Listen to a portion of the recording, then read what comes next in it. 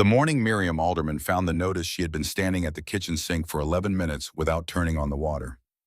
She did that sometimes now, stood in rooms without purpose, moved from one doorway to the next as if she had forgotten why she had come.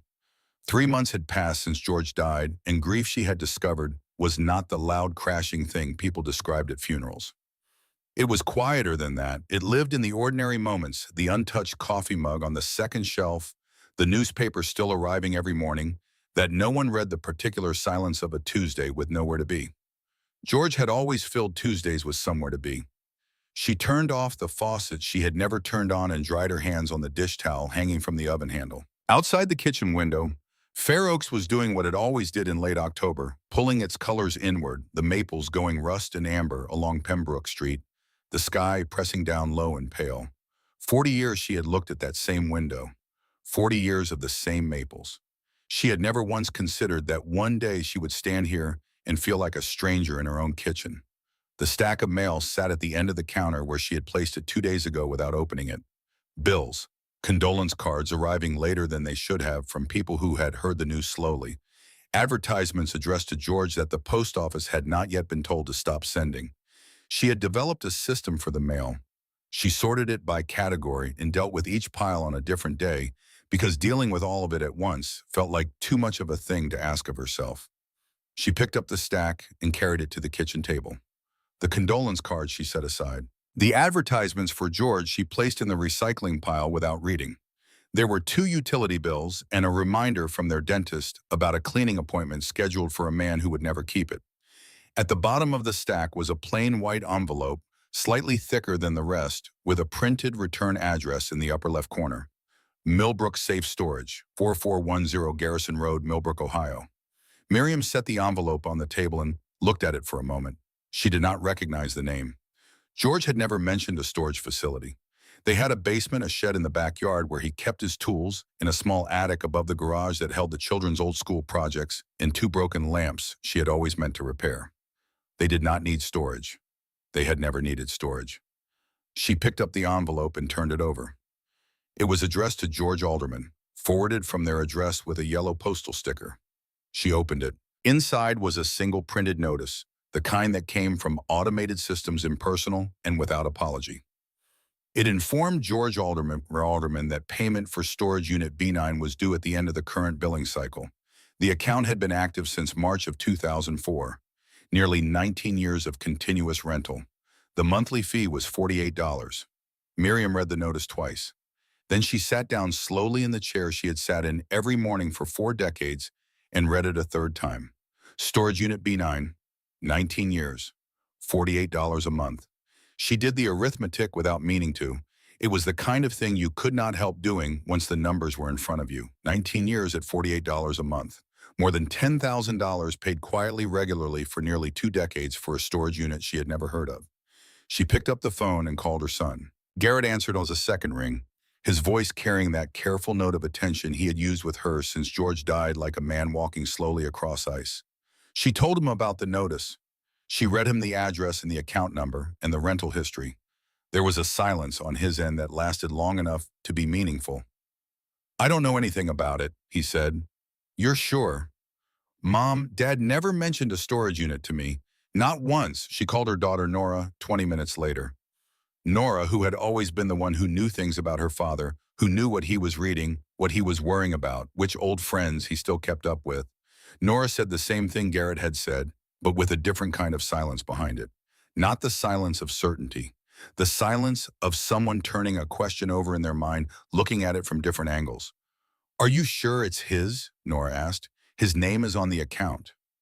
Another pause. "When are you going to go?" Miriam looked at the notice on the table. "I don't know yet." But she did know. She had known from the moment she read the address the first time. She was going to go the next morning before she had enough time to talk herself out of it. George Alderman had been by every reasonable measure a predictable man. This was not a criticism. Miriam had understood early in their marriage that predictability in a person could be a form of loyalty, a daily renewal of the promise that you would be where you said you would be, doing what you said you would do. George woke every morning at 5:45 without an alarm. He drank 2 cups of black coffee at the kitchen table. He read the newspaper from the front page to the back, including the sections most people skipped. He left for work at 7:15 and returned at 5:30, and he never once in 35 years of doing it complained about the drive. He had worked as an accountant for a mid-sized manufacturing firm outside Columbus for the bulk of his career. It was not glamorous work, and he knew it, but he had a talent for it, that particular kind of mind that found satisfaction in order that felt most comfortable when every number had its proper place and every column balanced down to the final cent. His colleagues respected him. His clients trusted him. He had been, in the language of his profession, reliable. After retirement, the rhythms of his life contracted but did not fundamentally change. He still woke at 5:45. He still drank his coffee at the kitchen table. He took on occasional tax work for neighbors and friends who trusted his judgment, and he joined a small accounting association that met monthly in Columbus to discuss industry changes that no longer directly affected any of them. On Tuesday mornings, he drove the 40 minutes to Millbrook to have lunch with what he called his old crowd, a rotating group of former colleagues and professional contacts he had stayed friendly with over the years. He was usually back by mid-afternoon. Miriam had never questioned it, not once in all the years he had been making that drive. She had her own routines, her own Tuesday mornings. She had taught high school English for 31 years and had filled her retirement with the book club and the garden and the long phone calls with Nora that George always pretended not to listen to from the next room. They moved around each other with the ease of two people who had long since stopped needing to explain themselves, who understood each other's rhythms the way you understand the layout of a house you have lived in for decades without thinking, without effort, by feel alone. She had thought she knew him completely. Standing now in the kitchen with the storage notice in her hand, she understood that she had not known him at all. Or rather, she had known him entirely. She had simply not known everything. She left for Millbrook at 8:15 the following morning. The drive took her down Route 40 through the flat Ohio countryside, past the grain elevators, and the wide harvested fields and the small clusters of houses set back from the road behind rows of old oak trees. She had made this drive before, though rarely. Millbrook was a town of about 12,000 larger than Fair Oaks, but without much that pulled people toward it. It had a hardware district along its main street and a few good diners and the kind of quiet, functional character that small Ohio cities often had. George had driven this road every Tuesday for 15 years. She had never once thought to wonder what it looked like to him. She found Garrison Road without difficulty. The storage facility was set back from the road behind a low chain-link fence, a long row of identical beige metal buildings arranged in parallel corridors with narrow lanes running between them. A small office building sat at the entrance, a hand-painted sign above the door reading Millbrook Safe Storage in faded blue letters. Inside, a woman sat behind a counter with a cup of coffee and a computer screen. She was perhaps 60, heavy-set, with reading glasses pushed up onto her forehead, and the kind of face that had spent a long time outdoors in previous years. Her name tag read Patty. Miriam introduced herself and explained why she had come. She slid the notice across the counter. Patty Simmons looked at the notice. Then she looked at Miriam. There was something in her expression, a brief, careful adjustment, the way a person's face changes when they are deciding how much to say. She looked back at the computer screen and typed something. "Yes," Patty said, "Unit B9. Your husband had that one since 2004. She paused. "I'm sorry for your loss, Mrs. Alderman. George was a good man." The way she said it, not politely, not formally, but with a particular weight behind the words, made Miriam pause. "Did you know him well?" "He came in regularly," Patty said carefully. "We talk sometimes." She reached under the counter and produced a small brass key attached to a red plastic tag with B9 written on it in permanent marker. "You're listed as emergency contact on the account. You have full access." Miriam took the key. "Thank you." She walked back outside into the cool October air and followed the painted numbers along the corridor. B, 1B, 2B3. The metal doors were all the same dull gray, slightly weathered padlocks hanging from each one. Her footsteps on the concrete were the only sound. The corridor smelled of cold metal and motor oil and the mineral sharpness of stored air. She found B9 at the far end of the row. She stood in front of it for a long moment. The door was no different from any of the others. A gray metal panel, a few scratches along the lower edge, a padlock that looked newer than the door it hung from. There was nothing to indicate what was behind it. There was no reason to feel what she was feeling. That combination of dread and curiosity that pressed against the inside of her chest as she stood there with the key in her hand. George had stood in this exact spot, she thought, hundreds of times. Every Tuesday for 15 years, he had walked down this corridor and stood in front of this door and put this key in this lock. And she had never known. She slid the key into the padlock and turned it. The mechanism released with a clean metallic sound. She unhooked the lock, slid the latch, and lifted the rolling door. She had expected boxes, dust, the accumulated disorder of years. She stepped back instead. The storage unit was organized. Not just functional, organized with intention, with the same careful deliberateness that George had brought to every aspect of his work life. Against the far wall sat a wooden desk, solid and dark, the kind of desk that belonged in a serious office. On her left, two four-drawer metal filing cabinets stood side by side, each drawer labeled with strips of white tape and neat handwriting. On the right, shelves held rows of matching three-ring binders, each one labeled with a year 2004, 2005, 2006, all the way forward. A corkboard occupied most of the back wall above the desk, covered in photographs and sheets of paper held in place with colored pins.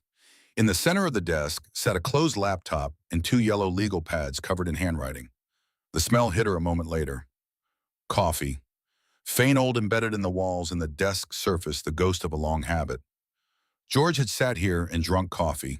He had worked here, whatever that meant, in this small concrete room 40 minutes from their home, and he had never said a word about it. Miriam walked in slowly. The concrete floor was cold through the soles of her shoes. She moved to the corkboard first drawn by the photographs. They were not photographs she recognized. Families, mostly parents and children, standing in front of houses or in backyards, or gathered around kitchen tables. Some of the photos were printed on plain paper, slightly grainy, as if copied from something else. Others were actual photographs, the small printed kind, with dates stamped on the back in orange ink. The people in them were strangers. None of them were looking at the camera the way people look when they know the photograph is being taken. They looked like candid shots, or like images George had gathered from somewhere over time. Around the photographs were notes, handwritten in George's careful block letters. Short lines, dates, addresses, brief descriptions, and pinned beside several of the photographs were other papers, letters, cards, notes written on a variety of papers in a variety of handwriting styles, all addressed to the same name. G. Just that, one letter. Miriam lifted the edge of one letter carefully without unpinning it. It was written in a woman's handwriting, the letter slightly forward-leaning, the ink dark blue. It said, "We did not know where to turn. When the notice came from the landlord, I thought that was the end of everything for us. I still don't know who you are or how you knew. But my children have their home, and I don't have the words for what that means. All I can say is thank you, the Kowalski family." November 2016. Miriam pinned it back carefully and turned to the filing cabinets. She opened the first drawer. It held binders matching the ones on the shelf, each one organized by year, each one filled with documents in clear plastic sleeves. She pulled out the binder labeled 2008 and opened it on the desk. The documents inside were arranged in sections. Each section appeared to correspond to a different family or individual. There were photocopied eviction notices, utility, shut-off warnings, medical bills with amounts circled in red ink. Beside each document, George had attached his own handwritten notes. Amounts paid, dates of payment, follow-up observations. Rent covered March through May. Family stable as of June. No further action needed. She turned to another section. A child's school enrollment form attached to a note, tuition for fall semester covered in full. Father started new job, family should be self-sufficient by January. Another section, a stack of grocery receipts from a store in Millbrook, each one dated on a different Thursday, each one for roughly the same amount. The note beside them simply read, "Weekly delivery ongoing until situation improves." Miriam set the binder down and stood very still in the middle of the room. She understood what she was looking at. The understanding had been forming since she opened the door, assembling itself piece by piece, the way understanding sometimes does, slowly at first, then all at once. George had been coming here twice a month for nearly 2 decades. He had been organizing money, gathering information, identifying families in Millbrook, in the surrounding area, who were on the edge of losing something their homes, their health, their ability to keep their children in school, and then quietly, without any announcement or acknowledgement, making sure they did not lose it. He had been doing this alone, in a storage unit 40 minutes from their home, in absolute secrecy. She sat down in his chair. It was a simple office chair, slightly worn at the armrests, adjusted to the height that suited a man of George's build. Sitting in it felt strange, like borrowing something that had not been offered. She looked at the legal pads on the desk. His handwriting covered both of them, lists and notes and calculations, the margins filled with small reminders to himself. She looked at the laptop, closed a small ring of dried coffee on the lid where a mug had sat too many times. She thought about the Tuesdays, all the Tuesdays, 40 minutes each way, and then however many hours here working, planning, making phone calls from this desk, looking at this corkboard, while she was home in Fair Oaks with her garden and her book club, and her understanding that George was having lunch with old colleagues. He had been here, in this room, doing this, for 19 years. She pulled open the top drawer of the desk. Inside was a small collection of practical items, a calculator, a box of pens, a packet of paper clips. She pulled open the second drawer. More documents neatly bundled with rubber bands, each bundle labeled with a year. She pulled open the third drawer. It was locked. She examined the front of the drawer, a small keyhole, the kind that came standard on office furniture. She looked at the brass key still in her hand, too large. She checked under the desk, running her fingers along the underside of the tabletop. Nothing. She checked the back of the corkboard. Nothing. Then she checked inside the front cover of the nearest binder, and there, taped neatly to the cardboard, was a small silver key no larger than her thumbnail, as if he had expected someone to look. She unlocked the third drawer and pulled it open.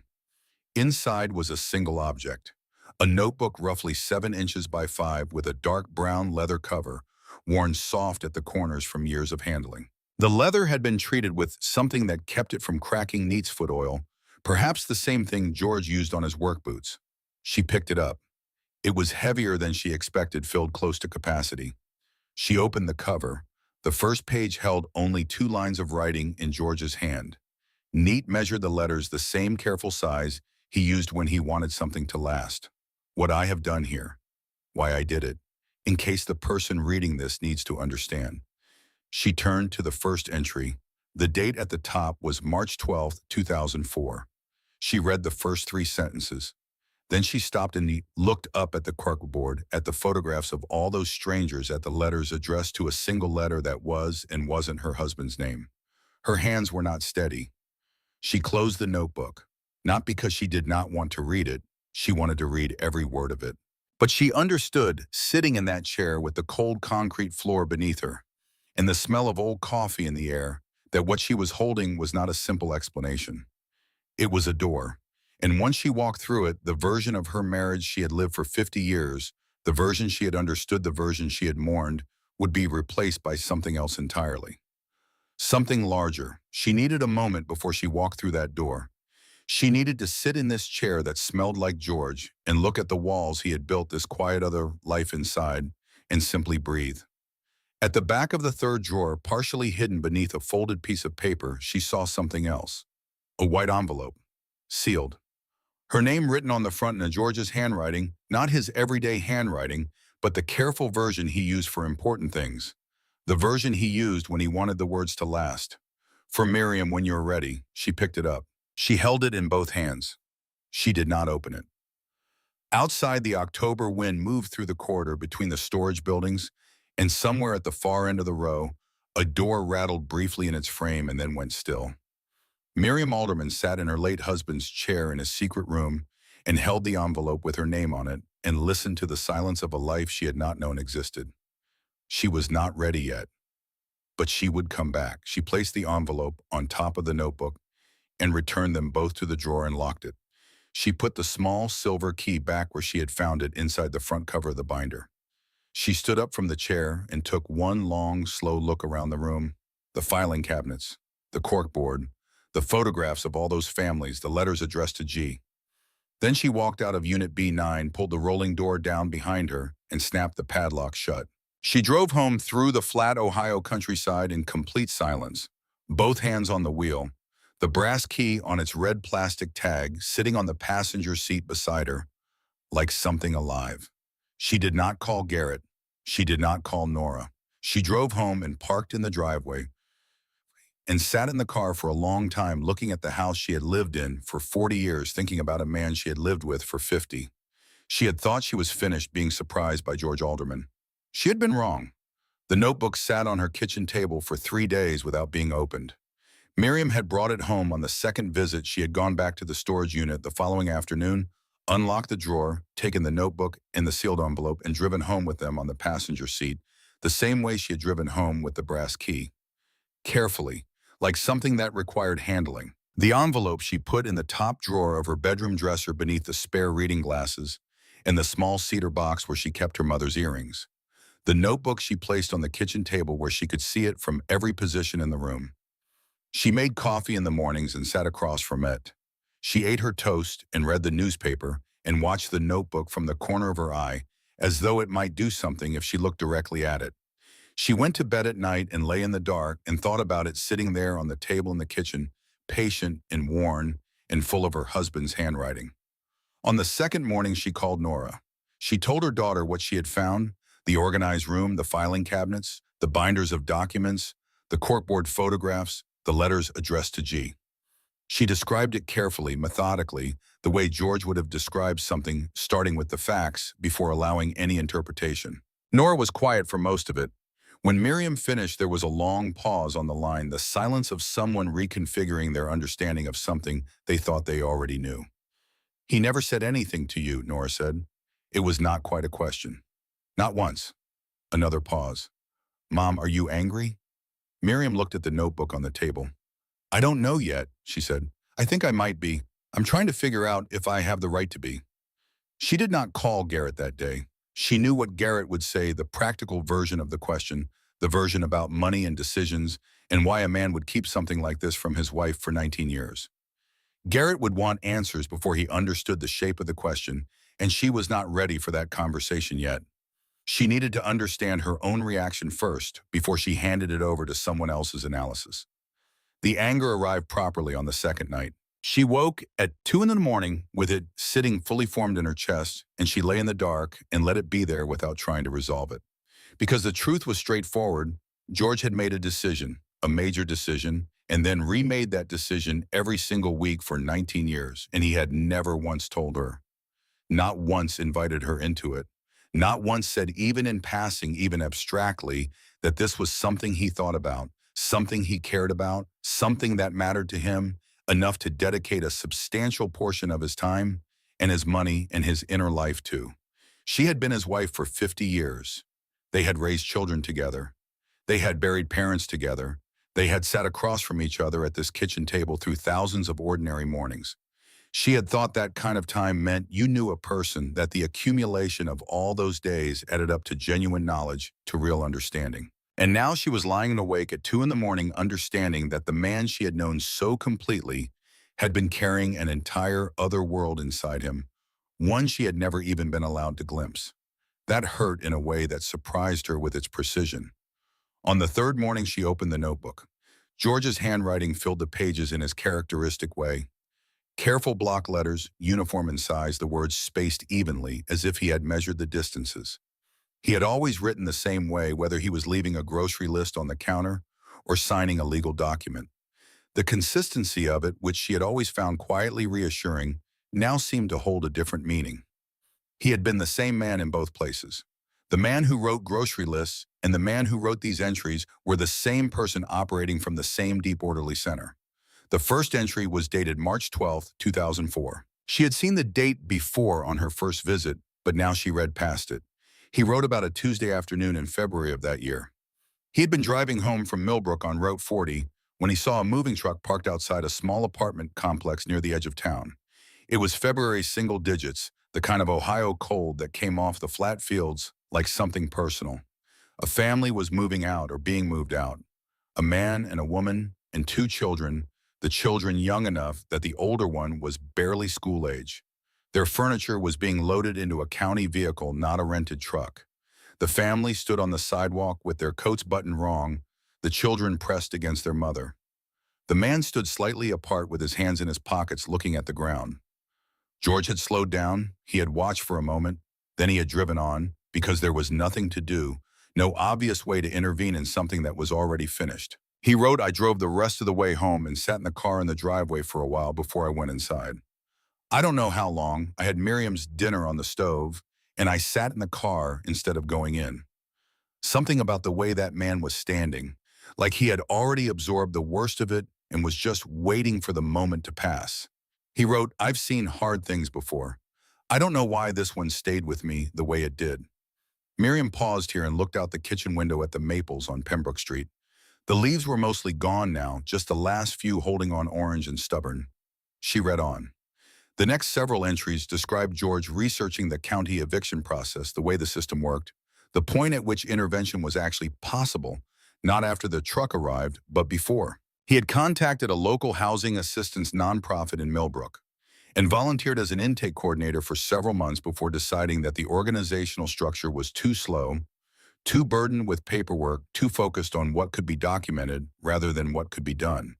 He had rented Unit B9 in March 2004, the same month as the first entry, and begun building his own system from the ground up. He was 55 years old when he started. She had not known that number would feel significant until she saw it. She was reading the 2007 entries when her phone rang. It was Garrett. She answered and he asked how she was, and she told him about the notebook and what was in it. She told him the same way she had told Nora, carefully, factually, beginning with what she had seen before moving to what it meant. Garrett listened without interrupting, which was unusual for him. When she finished, he was quiet for a moment. Then he said, how much money are we talking about? She had known he would ask this. I don't know the total yet. Mom. His voice had shifted into the register. She recognized the reasonable, measured tone he used when he felt a conversation needed to be managed. If Dad was moving money out of accounts you didn't know about, you need to know the full picture for your own financial security. I know that. I'm not saying what he did was wrong, Garrett said. I'm just saying you need information. I have a notebook full of information, she said. I'll call you when I've read it. She set the phone down and looked at the notebook and thought about the fact that Garrett was not entirely wrong. Then she thought about the fact that being not entirely wrong, it was not the same as being right about what mattered. And she picked the notebook back up and kept reading. 3 days later, she drove back to Millbrook. She did not go directly to the storage unit. She parked in front of the office first and went inside and found Patty Simmons behind the counter with the same coffee and the same reading glasses pushed up onto her forehead. Patty looked up when Miriam came in. Something crossed her face, anticipation perhaps, or a kind of braced readiness. She set her coffee down. I want to ask you something, Miriam said, and I'd like you to answer honestly, even if you think I might not want to hear it. Patty nodded once. You knew George for a long time. 14 years, Patty said, give you or take. Did he ever talk about why he was doing this? Any of it? Patty was quiet for a moment, turning the question over. She was the kind of person who chose her words the way a careful carpenter chooses lumber, for what they would actually bear, not for how they sounded. Not directly, she said. He wasn't a man who explained himself much. He'd come in, sometimes say hello, sometimes just head straight back to his unit. But once, maybe 4 or 5 years ago, we were talking out front while he was leaving, and I asked him not about the unit, just in general. I asked him what kept him coming back to Millbrook all these years. She paused. He said the work wasn't finished. Miriam waited. And then he said something I've thought about since, Marhanam. Patty looked at her steadily. He said, my wife is the best person I know. That's why I don't bring this home. I'm afraid if she got involved, she'd do it better than I do, and then I'd lose my reason to keep coming. Patty folded her hands on the counter. That's what he said, word for word, near as I can remember. Miriam stood at the counter and looked at the woman who had seen her husband every month for 14 years and said nothing for a long moment. That sounds like him, she finally said. Yes, ma'am, Patty said quietly. It does. She read the notebook through to the end that week. The early entries documented the construction of the system, the contacts George had built with a sympathetic clerk in the county housing office who could alert him to eviction filings before they became final, the relationship he had developed with a pharmacist in Millbrook who could identify families struggling with prescription costs, the quiet network of people who never knew they were part of a network. He had built something real and operational from the ground up with the same methodical patience he had applied to his accounting career. But in the 2006 entries, she found what she had been looking for without knowing she was looking for it. George wrote about his father. She knew the broad outline. George had grown up in modest circumstances, in a small town outside Youngstown, the son of a steelworker. His father had been laid off in the early 70s when the steel industry began its long collapse. She had known this the way you know the early biography of someone you love, as background, as context, as the before picture in a story whose present you shared. What she had not known was the specific winner. George wrote in 1971, "I was 12 years old. My father had been out of work for 6 months. We were 2 months behind on rent, and the landlord had given final notice. My mother was trying not to show it, but I could see it in the way she moved through the house carefully, like someone trying not to disturb anything. Like if we all stayed very still, the thing that was coming might pass us by." He wrote, "In the first week of December, my father found an envelope in our mailbox. No return address. Inside was cash the exact amount of 2 months' rent. Nothing else. No name, no note, nothing to indicate where it came from or who had sent it. My father stood at the kitchen table and counted it twice, and then sat down and put his face in his hands." She stopped reading. She read that paragraph again.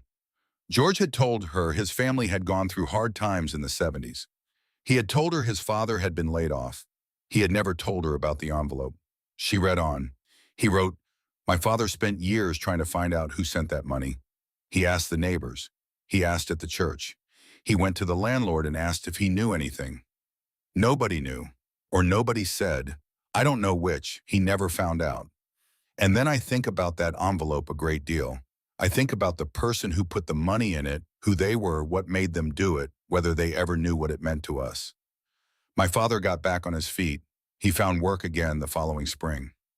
"But I have always believed that the envelope was part of why, because it got us through the winter, yes, but more than that, it told us that someone knew we were there, that someone had decided we were worth the effort of paying attention to." And the line that stopped her entirely, "I have never been able to find the person who sent that envelope. I have looked in the ways available to me, and I cannot find them.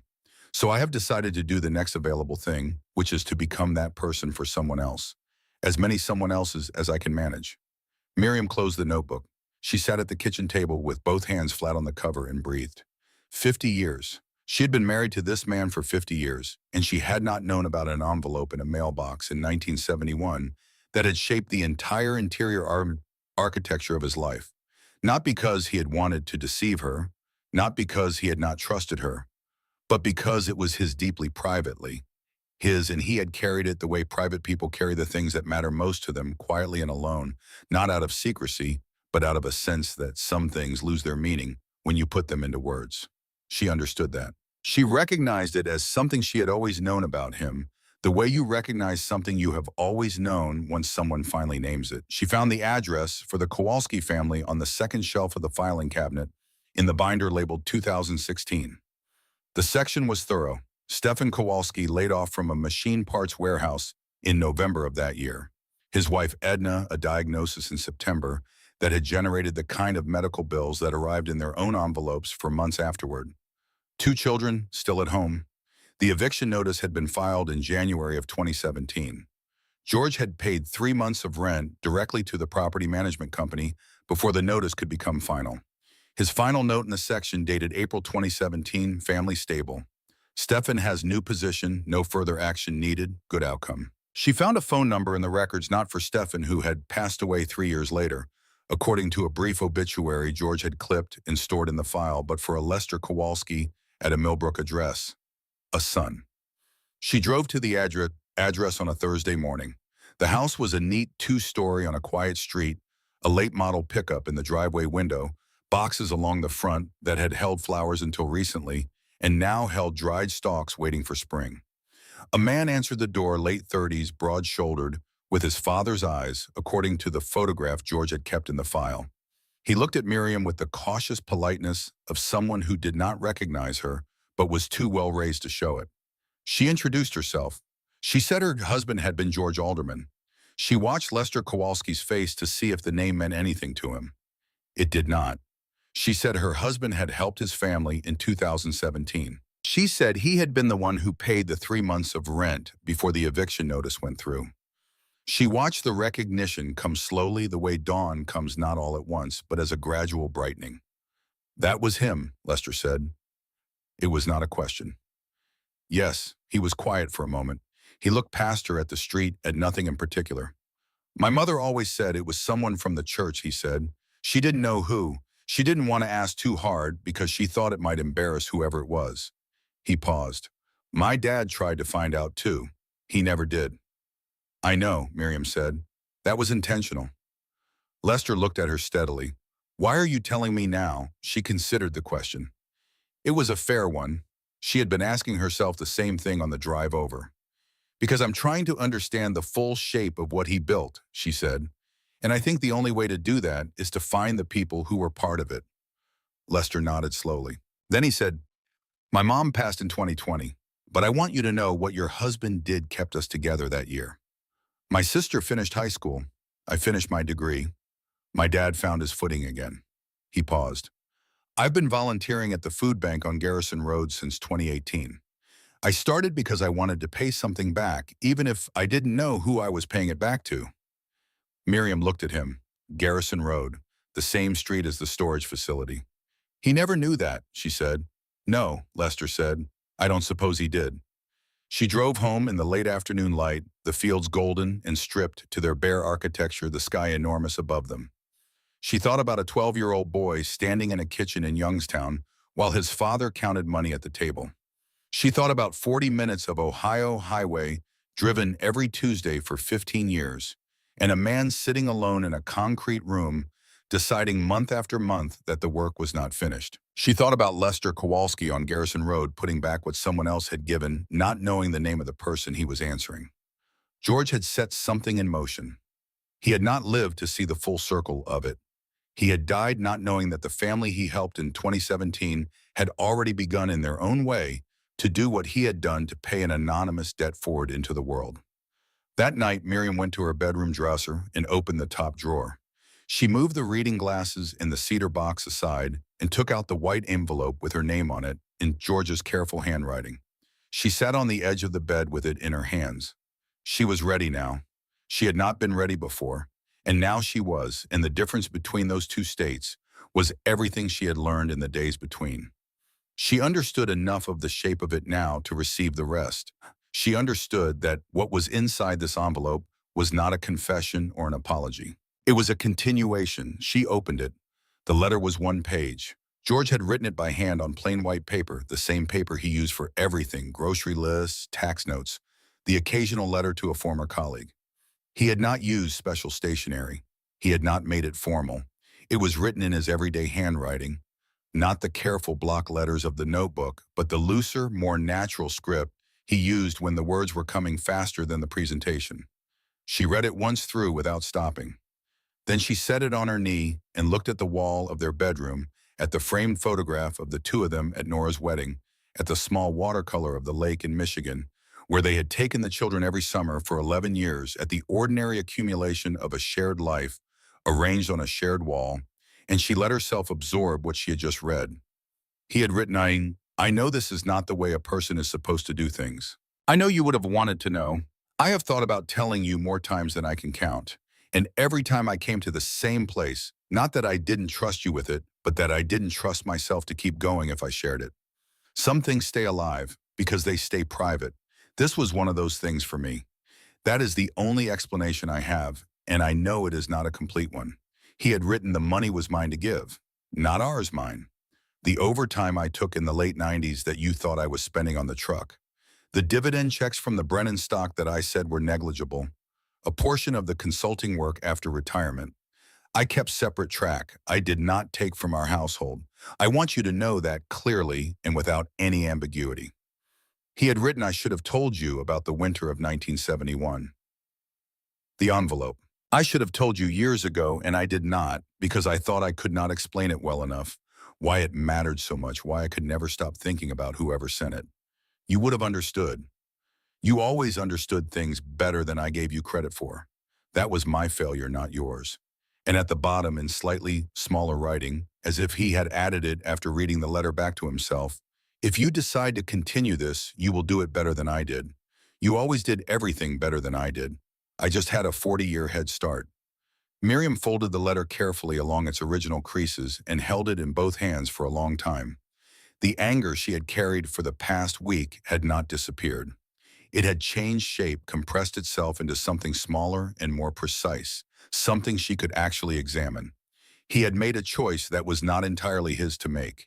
He had kept a significant portion of himself in a room she was not allowed to enter. Those things were true and they were real, and they deserved acknowledgement. But she had been married to George Alderman for 50 years, and she had known his silences the way she knew her own handwriting. And she understood, sitting on the edge of their bed in the quiet house in Fair Oaks, that the silence had not been about her. It had never been about her. It had been about a 12-year-old boy standing in a kitchen in Youngstown while his father counted money he had not earned, and the weight of a debt so old and so anonymously given that the only possible repayment was to send it outward into the world and hope that somewhere in some direction it found its way back to the person who had first offered it. She could be angry about the method. She was not going to be angry about the man. She called Garrett the next morning. She told him everything: the notebook, the letter, the financial accounting George had laid out. She told him about Lester Kowalski and about the envelope in 1971 and about the winter that had never been spoken of. She told him about Patty Simmons and what George had said about her on that afternoon outside the storage facility. She told him all of it in order beginning to end, and Garrett listened without interrupting for the first time in recent memory. When she finished, the line was quiet for a long moment. "The money," Garrett said, and then stopped. He started again. He documented everything. Every transaction, every dollar, 19 years of records. Another pause. And it was only his accounts, not the joint savings. Only his. He was careful about it. She heard Garrett exhale, not the sharp exhale of someone arguing a point, but the slower kind that meant something was settling. "I didn't know any of that," he said finally. "The winter in 71. Neither did I." "Why didn't he ever say anything?" "Because he was George," Miriam said simply. "He carried things." Garrett was quiet again. "Then are you okay, Mom?" "I think so," she said. "I think I'm going to be more than okay. But I need to ask you something." "What?" "I need you to come to Millbrook with me. Both of you, you and Nora. There's something I want to show you." They came on a Saturday, driving from their separate directions to converge on the storage facility on Garrison Road. The October cold now deepened into the first edge of November. Nora arrived first and hugged her mother in the parking lot without saying anything. Garrett arrived 4 minutes later and looked at the low beige buildings behind the chain-link fence with the expression of a man trying to prepare himself for something. Patty Simmons was working the front desk. She looked at the three of them and nodded at Miriam with a small, private acknowledgement, the nod of someone who has been waiting for a particular thing to happen and is glad to see it finally has. Miriam led her children down the corridor to the far end of the B row. She unlocked the padlock and lifted the rolling door and stepped aside so they could see it for themselves. Nora walked in slowly the way Miriam had walked in on her first visit. She stopped in front of the corkboard and stood there reading the letters pinned to it, and after a moment she pressed her fingers briefly to her mouth. Garrett walked in behind her. He moved to the filing cabinets and opened the top drawer and looked at the rows of labeled binders without touching them. He stood there for a while with one hand on the open drawer. Miriam sat in George's chair and let them look. "He built all of this himself," Garrett said finally. It was not quite a question. From the beginning, starting in 2004. "He never asked for help?" "No." Garrett turned from the filing cabinet and looked at the room with the expression of a man recalculating something he thought he had already figured out. He was quiet for a long time. "He could have told us," he said, and his voice had lost its managed quality. It was just his voice now, undefended. "We would have helped." "I know," Miriam said. "He didn't have to do it alone." "No," she agreed. "He didn't." She let that sit in the room for a moment. Then she said, "But he did, and he did it well, and now we know." Nora turned from the corkboard. Her eyes were bright. "And what are you going to do?" Miriam looked at the room, the filing cabinets with their 19 years of careful records, the binders on the shelf, the photographs of strangers on the corkboard, the desk with the legal pads in George's handwriting, the cold concrete floor, the ghost of coffee in the air. "I'm going to keep the unit," she said. "I'm going to learn the system he built, and then I'm going to continue it." Garrett looked at her for a moment. She could see him processing it, the practical questions about money and time and what this meant for her life. She watched him work through all of it and arrive slowly at something else entirely. "Okay," he said. "Just that. Okay." She brought Lester Kowalski to the storage unit 2 weeks later. She had called him the day after the visit with her children and explained what she was planning. She asked if he would be willing to come and look at his family's file, not for any legal purpose, not for any claim, but because she thought the people who had been part of what George built deserved to see the full shape of it. He had agreed without hesitation. He stood in front of the corkboard for a long time reading the letters. When he found the photograph of his family, a photocopy George had obtained from somewhere his parents and his siblings, in the backyard of the house on Prospect Street, the summer before everything changed, he was quiet for a long moment. "He kept all of it," Lester said. "He kept everything." Lester turned from the corkboard. His expression was complicated in the way that expressions are when a person is feeling too many things at once for any one of them to fully surface. "My father would have wanted to know who did this," he said. "He spent years wondering. He never stopped wondering." "I know," Miriam said. "I'm sorry he never got to find out." "He knew it was somebody," Lester said. "He always said whoever it was, they paid attention. That was what mattered to him. Not the money, the attention." He looked at the corkboard again. He was right. Miriam thought about George driving 40 minutes on Route 40 every Tuesday, past the fields and the grain elevators and the oak trees standing back from the road. She thought about him turning into Garrison Road and walking down this corridor and lifting this door and sitting down at this desk and continuing the quiet work of paying attention. She thought about him sitting in the car in the driveway in February of 2004, unable to go inside yet, still sitting with what he had seen. She had thought in those early days after finding the unit that the secret had been the central fact that the shape of what she had discovered was about concealment, about a hidden life. But that was not it. The concealment was incidental. The central fact was a man who had seen a thing that mattered and had refused to stop seeing it year after year, Tuesday after Tuesday, when it would have been so much easier to let the ordinary days accumulate and pretend that the world's hardest moments were somebody else's concern. "I want to ask you something," she said to Lester. He looked at her. "The food bank on Garrison Road, the work you do there, would you be willing to help me, not with the food bank, specifically with this?" She gestured at the room. "I need someone who knows Millbrook, someone who understands what families here actually need versus what they'll ask for. My husband built the network, but I'm going to need time to learn it, and I don't want the families on that list to wait while I figure things out." Lester looked at her for a long moment. "Yes," he said. "I'll help." On the last Saturday of November, Miriam came back to the storage unit alone. She had been there several times since the visit with her children, learning the filing system, reading through the oldest binders, to understand how George had started and how the operation had evolved over the years, making careful notes about which families were still active in the records and which situations remained unresolved. There were 6 families with open files. 3 of them had recent notes indicating ongoing need. She had already begun addressing 2 of them through Lester's connections at the food bank.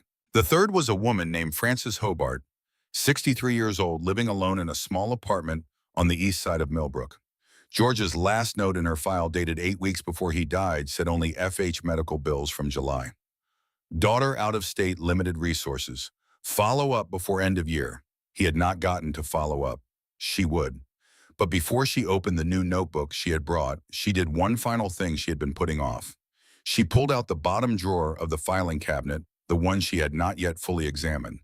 Most of the folders inside were labeled with years and names she already knew. But at the very back of the drawer, pushed against the rear panel, was a single folder standing apart from the others. No year on the tab, just a name written in George's handwriting. Miriam, 1996. She stood very still. She lifted the folder out and set it on the desk and opened it. Inside was a single sheet of paper, a photocopy of a credit account statement, her name at the top. The account number was one she did not immediately recognize, a line of credit she had opened privately at a bank on the far side of Columbus in the spring of 1996. The balance shown was $4,200. Beside the statement, George had clipped a smaller piece of paper with a handwritten note in his own hand. 2 lines only. Cleared through third party, August 1996. She never needs to know. Miriam sat down in the chair. She thought back to 1996. Garrett had been 17, finishing his junior year of high school. She had been looking at college costs, running the numbers quietly at night after George went to bed, understanding that what they had saved was not enough, and that the gap between what they had and what they would need was going to require something she had not told George about. She had not wanted him to worry. He had been carrying a heavy load at work that year. The firm had gone through a restructuring, and he had absorbed 2 additional clients without additional pay, and she had watched him come home tired in a way he rarely was, and she had thought, I will handle this part. He does not need this too. So she had opened the credit line herself at a different bank and made the first year's tuition payment from it and told herself she would pay it back gradually over the following months without George noticing. The account had been zeroed out by August of that year. She had assumed she had paid it off herself. She had kept careful track of her own repayments, and by her accounting, the numbers had always added up. She had never looked closely enough at the timing to notice that the balance had cleared 3 months earlier than it should have had the payments been hers alone. She had not known. In 27 years, she had never known. He had found the account through her bank statements. She could see it now, the way he would have noticed a payment going out to an unfamiliar institution, the way his accountant's mind would have pulled at the thread until he understood the shape of it. He had not said a word. He had not asked her about it, had not offered to help, had not made her feel as though she had done something that required his intervention. He had simply reached into his own resources and quietly closed the gap and then carried the knowledge of it in silence for the rest of his life. She had protected him from worry. He had protected her from debt. Neither of them had said a word. Miriam sat at the desk in Unit B9 and looked at the folder with her name on it and thought about a marriage that had lasted 50 years and all the ways 2 people could love each other in a language that had no words at all. She thought about the things you hold quietly because the person you love is already caring enough, and the way that kind of holding done right, done from the right place, was not distance, but its opposite. It was the most intimate knowledge possible. The knowledge of exactly what another person could bear and the willingness to bear the rest yourself. She closed the folder, and placed it back in the drawer. She did not cry. She sat in the chair for a long time in the quiet of the concrete room and the faint ghost of coffee and the still air of 19 winters, and she felt the full weight of what George had built in this room, not just the files and the records and the money and the families, but the whole unspoken architecture of a life given in small, invisible pieces to the world. Then she opened the new notebook on the desk and uncapped her pen. She wrote the date at the top of the page, November 24th. Then she wrote, paid 3 months' rent for Francis Hobart, East Millbrook. George found her. I'm continuing the work. She looked at what she had written. It was plain and factual in the way George would have written it. She added one more line beneath it. He did not do this alone, even when he thought he did. I was 50 years of the life that made it possible. I just didn't know my part until now. She capped her pen and closed the notebook. 3 days before Christmas, she drove to the east side of Millbrook and parked 2 blocks from Francis Hobart's address. The neighborhood was quiet in the early morning, the streets still holding the previous night's thin snow. The apartment building was a plain brick, 3-story, well-maintained, the kind of building where people lived carefully and kept their curtains closed. Miriam had found the name of the property management company through the county record system. The same way George had done it, she had been learning his methods from the binders, reading his early entries, the way you read instructions written by someone who assumed you would eventually need them. She had sent the payment by money order 2 days earlier using the same approach George had used for years, a payment made to the management company with the tenant's unit number and a handwritten note for Francis Hobart. No acknowledgement necessary. She was not here to confirm the payment. Lester had already confirmed it through a contact at the management company. She was here for a different reason, one she could not entirely explain and did not try to. She wanted to see the building. She wanted to stand in the same relation to it that George had stood in relation to the addresses on his list, close enough to see it clearly, far enough to leave it undisturbed. She wanted to understand what it had felt like to him, the standing at a distance, the deliberate anonymity, the choice to help without receiving anything back. She stood on the sidewalk in the thin December cold and looked at the building. On the second floor, a curtain moved, someone looking out. Miriam stood very still and looked back at the window, not trying to see who was there, just present, aware, paying the only kind of attention she had to offer from 2 blocks away. Then she turned and walked back to her car. She drove home through the Millbrook streets and out onto Route 40, the winter fields white on both sides of the road, the sky above Ohio enormous and pale and still. She thought about what Patty Simmons had said about the work not being finished.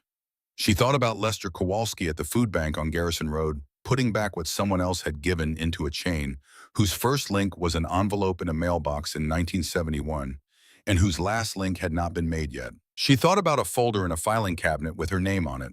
She thought about August of 1996 and a balance that had cleared 3 months early, and a man who had noticed and said nothing and loved her in the only way he knew how, quietly, completely, without any need for acknowledgement at all.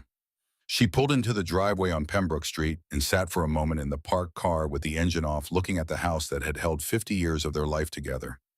The maples were bare now, their branches clean and dark against the winter sky. The kitchen light was on the warm yellow of it, visible through the window above the sink, though she had left no lights on when she went out that morning. She looked at the kitchen light for a moment before she remembered Nora had a key. Nora had said she might stop by. Miriam got out of the car and walked to the front door and went inside. The house smelled of coffee. Her daughter was at a kitchen table with 2 mugs and the newspaper, and she looked up when Miriam came in with the expression she had been wearing since the first day at the storage unit, the expression of someone who has discovered something about her family that has permanently altered the shape of it and is still adjusting to the new dimensions. "I made coffee," Nora said. "I can see that." Miriam hung her coat and came to the table and sat down across from her daughter. Outside, the bare maples stood patient and still in the winter light on Pembroke Street. She picked up her coffee. It was hot and strong and exactly right.